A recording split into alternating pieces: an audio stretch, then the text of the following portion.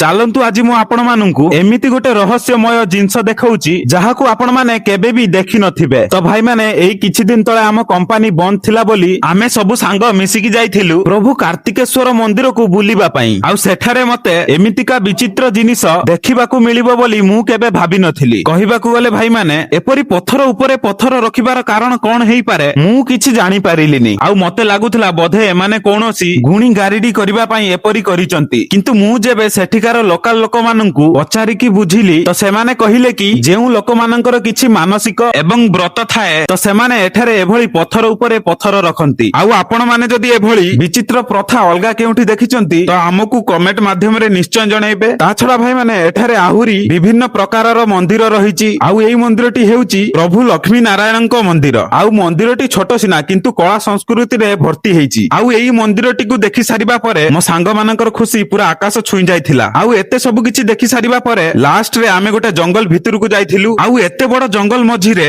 ଆମ ମାନଙ୍କୁ ଦେଖିବାକୁ ମିଳିଲା ଦେବଙ୍କ ଦେବ ମହାଦେବଙ୍କର ମନ୍ଦିର। ଆଉ ପାଖରେ ମାତା ପାର୍ବତୀ ମଧ୍ୟ ଥିଲେ। ଆଉ ଏଭଳି ଦୃଶ୍ୟ ଦେଖି ମତେ ଏତେ ଶାନ୍ତି ମିଳିଲା ଯେ ସେଠାରୁ ଆସିବା ପାଇଁ ମୋର ଜମା ଇଚ୍ଛା ହେଲାନି। ଆଉ ମୁଁ ଆପଣ ମାନଙ୍କୁ ଗୋଟିଏ କଥା କହିବାକୁ ଚାହିଁବି ଯେପରି ମାତା ପାର୍ବତୀ ପ୍ରଭୁ ମହାଦେବଙ୍କୁ କୌଣସି ବି ପରିସ୍ଥିତିରେ ଏକୁଟିଆ ଛାଡିକି ଯାଇନାହାନ୍ତି ତ ଆପଣ ମାନେ ବି ସେଭଳି ଆପଣ ମାନଙ୍କର ବାପା ମା କିମ୍ବା ଜୀବନ ସାଥୀକୁ କୌଣସି ଖରାପ ପରିସ୍ଥିତିରେ ସେମାନଙ୍କୁ ଏକୁଟିଆ ଛାଡିକି ଯାଆନ୍ତୁ ନାହିଁ। ଆଉ ମୋ କଥା ଯଦି ଆପଣ ମାନଙ୍କ ମନକୁ ପାଇଥିବ କମେଣ୍ଟରେ ହର ହର ମହାଦେବ ଲେଖିବା ସହ ମତେ ଫଲୋ କରି ରଖନ୍ତୁ। ତ ରହିଲି ଭାଇ ମାନେ ଜୟ ଶିବ ଶମ୍ଭୁ।